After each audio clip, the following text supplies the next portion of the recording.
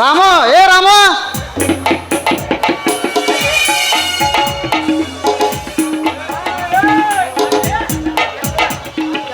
ಓಹೋ ಕರೀಣ ರಾಮಣ್ಣ ಯಾಕೆ ಬೇಕು? ರಾಮನ ನಾಗನಗೌಡ ಆಳ ಮಗ ಕರಿಯ ಅಂತ ಕಂಡ್ರವ ನಿಮ್ಮ ರಾಮಣ್ಣ ಇಲ್ವಾ? ಹಾ ಒಳಗಡೆ ಇದ್ದಾರೆ, ಒಂದ್ ನಿಮಿಷ ಇರು ಕರಿತೀನಿ. ಅಣ್ಣ ಅಣ್ಣ ರಾಮಣ್ಣ ಹುಷಾರಾಗ್ ಬಾ, ಗಿಡವಿ ಬಿದ್ದೀಯಾ? ಅಲ್ಲೋಡು ಕರಿಯಣ್ಣ ಬಂದಿದ್ದಾರೆ. ಏನು ಬಂದೆ ಕರಿಯ? ಗೌಡ್ರ ಎತ್ತು ಹಿಡ್ಕಮ್ಮ ಅಂತ ಹೇಳ ರಾಮಣ್ಣ. ಓ ಹೌದಲ್ಲ, ಮರೆತೇ ಬಿಟ್ಟಿದ್ದೆ. ಯಾಕಣ್ಣ ಯಾಕೆ ಈ ರೀತಿ ಉಸಿರು ಹಾಕ್ತಾ ಇದೀಯಾ?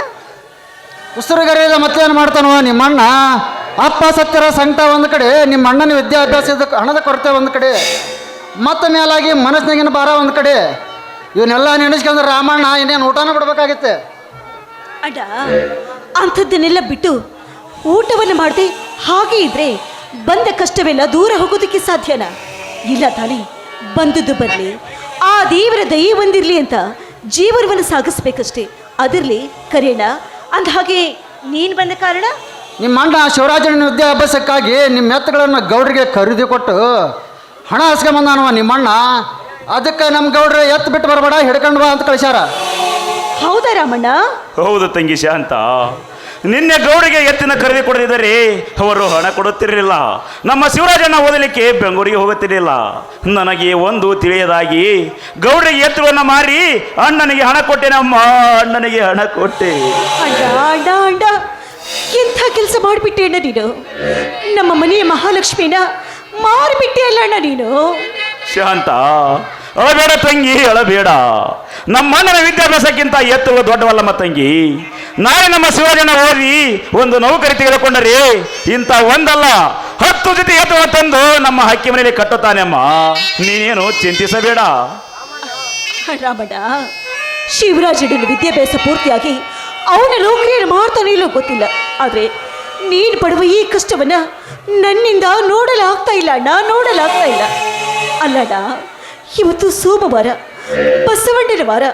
ಇಂಥ ದಿವಸ ಎತ್ತುಗಳನ್ನ ಕಳಿಸ್ಕೊಡ್ತೀನಿ ಅಂತ ಹೇಳ್ತಾ ಇದೆಯಲ್ಲ, ಇದ್ಯಾಕೋ ನನ್ನ ಮನಸ್ಸಿಗೆ ಸರಿ ಅನ್ನಿಸ್ತಾ ಇಲ್ಲ. ಇವತ್ತು ಬೇಡ, ಇವತ್ತು ಸೋಮವಾರ ಇದೆ. ಇವತ್ತೊಂದು ದಿವಸ ಆ ಎತ್ತುಗಳಿಗೆ ಪೂಜೆ ಮಾಡೋದಕ್ಕೆ ಬಿಟ್ಟು ಕೊಡಪ್ಪ. ಬೇಕಿದ್ರೆ ನಾಳೆ ಕರೆದುಕೊಂಡು ಹೋಗು. ಅದು ಮಾತ್ರ ಆಗಲ್ಲ ಕಂಡ್ರವ. ರೊಕ್ಕ ಇಸ್ಕೊಂಬರೋ ಹೊತ್ನಾಗ ವಾರ ತಿಥಿ ಇದ್ದಿದ್ದಲ್ಲ ನಿಮಗೆ. ಎತ್ತು ಬಿಟ್ಟು ಕೊಡಬೇಕಾದ್ರೆ ವಾರ ಆಯ್ತು ನಿಮಗೆ. ಏ ರಾಮ ನೋಡ್ಕೊಂತಾನೆ ಅಂತ ಎತ್ತು ಬಿಟ್ಟು ಕೊಡ್ತೇವೆ, ಹಿಡ್ಕೊಂಡು ಹೋಗಲ್ಲ. ಬೇಡಾಡ, ದಯವಿಟ್ಟು ನನ್ನ ಮಾತನ್ನು ಕೇಳು. ನಿನಗೆ ಕೈ ಮುಗಿತೀನಿ. ದಯವಿಟ್ಟು ದಯವಿಟ್ಟು ಈ ರೀತಿ ಹಠವನ್ನು ಮಾಡಬೇಡಪ್ಪ, ಹಠವನ್ನು ಮಾಡಬೇಡ. ಹೊರಗ ಮನೆಯ ಬಾಗಿಲ ಕಾಲದ ಯಂತ್ರ ನೆಕ್ಕುವ ನಾಯಿ ಈ ನನ್ನ ಮುದ್ದು ತಂಗಿ ನಿನ್ನ ಕಾಲು ಹಿಡಿದುಕೊಂಡರು ಕರುಣೆ ತೋರಿಸದ ಈ ನಿನ್ನ ಹೇಸೆ ಕಾಲಿನ ವೈದ್ಯರನ್ನ ಕಟ್ಟುಕೋ. ನಿನ್ನನ್ನು ನಿಂತ ಜಾಗ ಸಮಾಧಿ ಮಾಡಿಬಿಡ್ತಿದ್ದೆ ಮಗಳೇ.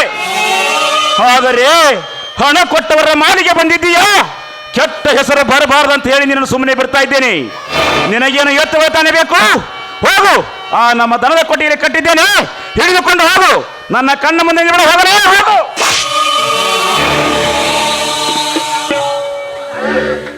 ಏನೆಲ್ಲ ಇದೆಲ್ಲ. ಇವತ್ತು ಸೋಮವಾರ, ನಮ್ಮ ಮನೆಯ ಮಹಾಲಕ್ಷ್ಮಿ ಅಂತಿರುವಂತ ಎತ್ತುಗಳನ್ನ ಕಳಿಸ್ಕೊಟ್ಬಿಟ್ಟಿಯಲ್ಲ. ಇನ್ನು ಮುಂದೆ ನೀನು ಅದು ಹೇಗಣ್ಣ ಬೇಸಾಯ ಮಾಡ್ತೀಯಾ? ಏನ್ ಮಾಡ್ತೀಯ ಅಣ್ಣ? ಮಾಡ್ತೀನಮ್ಮ, ಆ ದುಂಡಿ ಬಸವೇಶ ತೋರಿದ್ದನ್ನೇ ಮಾಡ್ತೀನಿ. ನೀನೇನು ಚಿಂತಿಸಬೇಡ. ಬಾರಮ್ಮ, ಒಳಗೆ ಊಟಕ್ಕೆ ನೀಡುವ. ಅಲ್ಲಣ್ಣ, ಒಂದು ವೇಳೆ ಶಿವರಾಜಣ್ಣ ಏನಾದ್ರು ಹಣವನ್ನು ಕಳಿಸ್ಕೊಡು ಅಂತಂದ್ರೆ ಆಗ ಹಣಕ್ಕಾಗಿ ಏನ್ ಮಾಡ್ತೀಯಣ್ಣ? ಹಾ, ನಮ್ಮ ಹೊಲವನ್ನಾದರೂ ಮಾರಿ ಅವನಿಗೆ ಹಣ ಕಳಿಸ್ತೇನಮ್ಮ. ಬಾ, ನೀನೇನು ಚಿಂತಿಸಬೇಡ. ಓ ಮನುಜ, ಈ ಲೋಕವೇ ಒಂದು ಸಂದೇಹ, ಈ ಸಂದೇಹ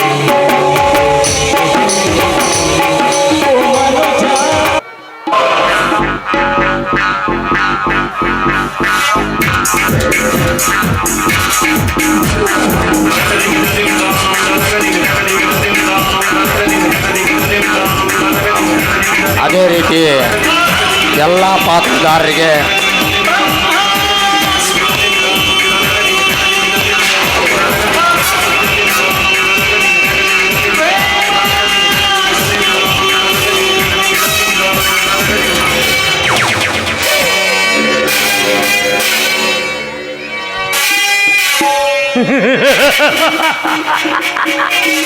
ಈ ಹಾಳಾದ ಕರಿಯ ರಾಮನ ಮನೆ ಎತ್ತಿ ಹಿಡ್ಕೊಂಡ್ಬರ್ತಾನೆ ಹೋದವ ಇನ್ನೂ ಬರಲೇ ಇಲ್ಲ. ಹಂಗಾದ್ರೆ ಆ ರಾಮು ಮನ್ಯಾಗಿದ್ದಿದ್ನೋ ಇಲ್ಲೋ ಈಗ ಬಂದ ನೋಡು. ಗೌಡ್ರ ಗೌಡ್ರ ಎತ್ತಿ ಹಿಡ್ಕೊಂಡು ಬಂದು ಎತ್ತಿ ಮನೆ ಕಟ್ಟಿ ಬಂದನ್ರಿ ಗೌಡ್ರ. ಎತ್ತಿನ ಹಿಡ್ಕೊಂಡ್ಬಂದಿ ಏನಾರ ಅಂದಿಯಿಂದನೋ ರಾಮು? ರಾಮನ ತಂಗಿ ಇವತ್ತು ಸೋಮವಾರ ಎತ್ತಿ ಹಿಡ್ಕೊಂಡು ಹೋಗ್ಬೇಡ ಅಂತೇಳಿ ನಾನು ಕಾಲು ಹಿಡ್ಕೊಂಡ್ರಿ ಗೌಡ್ರ. ಮತ್ತೆ ನೀ ಏನ್ ಮಾಡ್ಲಿ? ಎತ್ತಿ ಹಿಡ್ಕೊಂಡ್ ಬಂದನ್ರಿ. ಅಕ್ಕಿನ ಕಾಲಿಲ್ಲ ಒದ್ದು ಜಾಡಿಸಿ ಎತ್ತಿ ಹಿಡ್ಕೊಂಡ್ ಬಂದನ್ರಿ. ಬೇಸ್ ಕೆಲಸ ಮಾಡಿ ನೋಡ್ಲ ಕರಿಯ. ಈ ಗೌಡನ ಮಗ ಅಂದ್ರೆ ನೀನು ಶಬಾಷ್ ಮಗನ ಶಬಾಷ್. ರಾಮನ್ ತಂಗಿ ಶಾಂತಳ್ಳ ನೋಡಿದ್ದೀನಿ. ನೋಡಿದ್ನಿರಿ ನೋಡಿದೆ ಕರಿಯ. ನೀನೊಂದ್ಸಲ ನನ್ನ ಮನೆಗೆ ಕರ್ಕೊಂಬಂದು ತೋಟದ ಮನೆಗೆ ಕರ್ಕೊಂಬಂದ್ರ ನಿನಗೆ ಎಷ್ಟು ಕೇತಿ ಅಷ್ಟು ಹಣ ಕೊಡ್ತಾನೆ ನೋಡಿ.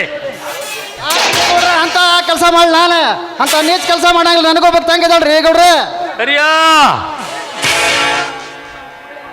ಅವನ್ನ ಹಂಗೆ ಮಾಡಬೇಡಲಿ. ಕರ್ಕೊಂಬ. ನಾ ಹೇಳಂಗೆ ಕೇಳ್ತೀವಲ್ಲ ನೀ.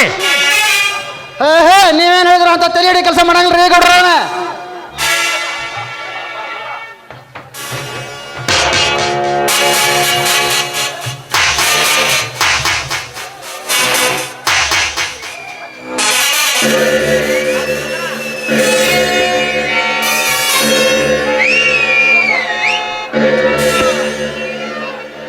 ಅಪ್ಪಾಜಿ, ಕೃಷಿ ವಿಶ್ವವಿದ್ಯಾಲಯ ತರಗತಿಯನ್ನು ಫಸ್ಟ್ ಕ್ಲಾಸ್ನಲ್ಲಿ ಪಾಸ್ ಮಾಡ್ಕೊಂಡು ಬಂದ್ಬಿಟ್ಟೆ ಅಪ್ಪಾಜಿ. ಅಂತೂ ಪಾಸ್ ಆಯ್ತಲ್ವ ಪ್ರದೀಪ? ಫಸ್ಟ್ ಕ್ಲಾಸ್ನಲ್ಲಿ ಪಾಸ್ ಆಗಿದ್ದೇನಂತ ಹೇಳಿಲ್ವೇನಪ್ಪ? ಹಾ, ಹಾಗಾದ್ರೆ ಮುಂದೇನು ಮಾಡ್ಬೇಕಂತ ಮಾಡಿಯಾ?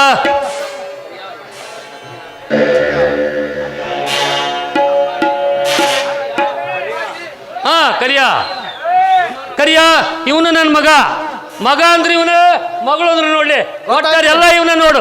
ಗೊತ್ತಾಯ್ತ್ರಿ ಗೌಡ್ರೆ ಗೊತ್ತಾಯ್ತ್ರಿ. ಅಪ್ಪ ಇವರ್ಯಾರು? ಇವರು ನಮ್ಮನೆ ಆಳ್ಮಗ ಕರಿಯ ಅಂತ, ಬಹಳ ಒಳ್ಳೆ ಹುಡುಗ ನೋಡು. ಕಲಿಯೋ, ನನಗೆ ಬುದ್ಧಿ ಅನ್ನಬೇಕಾಗಿಲ್ಲ. ಪ್ರದೀಪ ಅಂದರೆ ಅಷ್ಟೇ ಸಾಕು. ಹಾ, ಮುಂದೇನು ಮಾಡ್ಬೇಕಂತ ಮಾಡಿಯೋ ಪ್ರದೀಪ?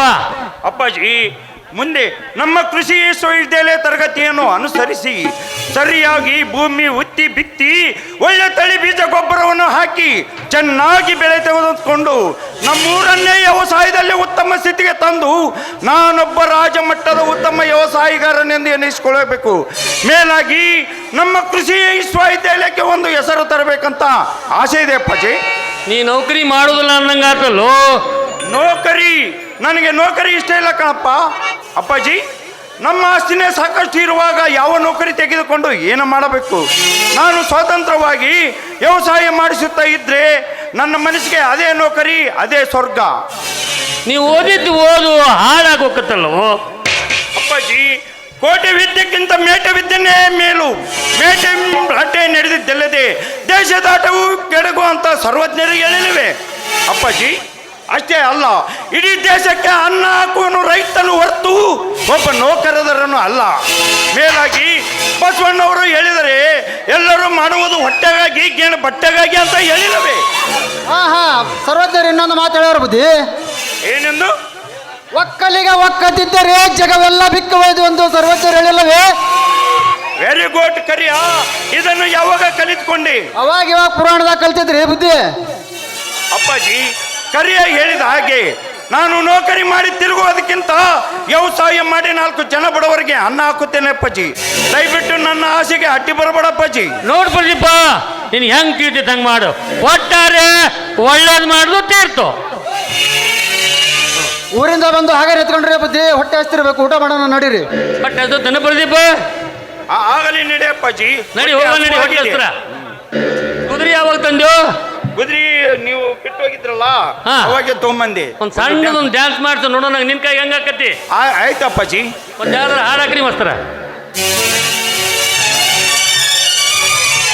ಕಾಡು ಕುದುರೆ ಓಡಿ ಬಂದಿದ್ದ,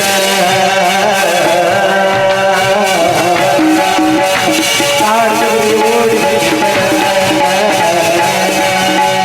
ಓನಾಸ ನೀರಿನಾಗ ಕುಕ್ಕದಾಸ ನೀರಿನಾಗ ಓನಾಸ ನೀರಿನಾಗ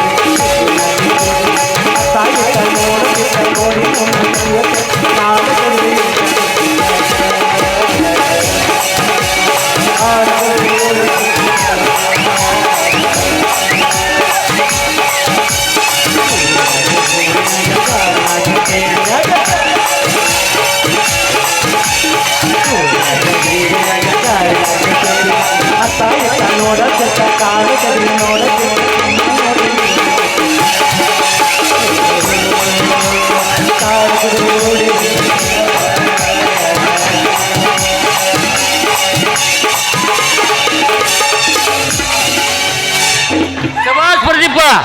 ಕುದುರೆನೂ ಡ್ಯಾನ್ಸ್ ಕಲ್ತಿ ನೀನು ಡ್ಯಾನ್ಸ್ ಮಾಡ್ತಿಲ್ಲೋ. ನಡಿ ನಡಿ ಓದುವಂತೆ ನಡಿ ಹೋಗೋಣವೇ ನಡಿ.